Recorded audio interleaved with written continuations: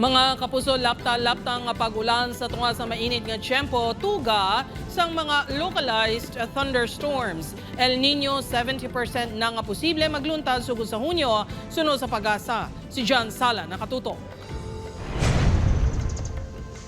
Naglabot sa 44 degrees Celsius ang heat index sa Iloilo City kahapon. Apang makatilinga lang sa piyak sang tuman kainit ka tiyempo, gulpiada na lang ang nagbubo ang mabunog nga ulan.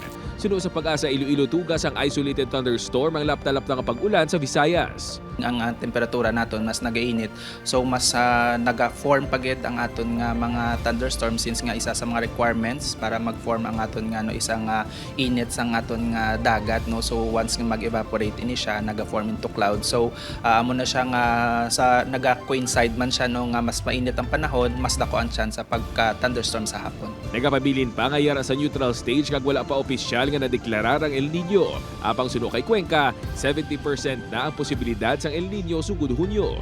Higher ang probability naton nga magka El Nino this June, July, August, no. So it will last until the first quarter of the year 2027. Samtang ginsugura na tukod sang Iloilo City Government ang 3 ka cooling stations nga magaserbe nga palahuwayan sa publiko subong nga tuman kainit ang tiyempo.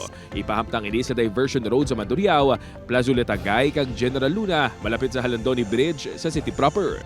Sa among mga area na record ang pinakamataas nga heat index sa syudad. Magaserbe ang cooling station nga temporaryo nga palahuwayan sa mga individual samtang nagahulat sa pampubliko nga salakyan. May ipahamtang man nga aircon, water dispenser kag pulungkuan nga sarang makaakomodar sang 15 tubtob 20 ka tawo. Mag-ooperate ini halin alas 10 ang aga tubtob alas 4 sang hapon.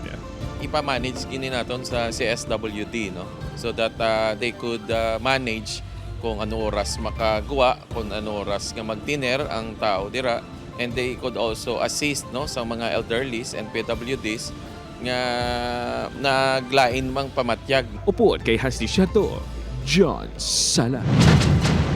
1 Western Visayas.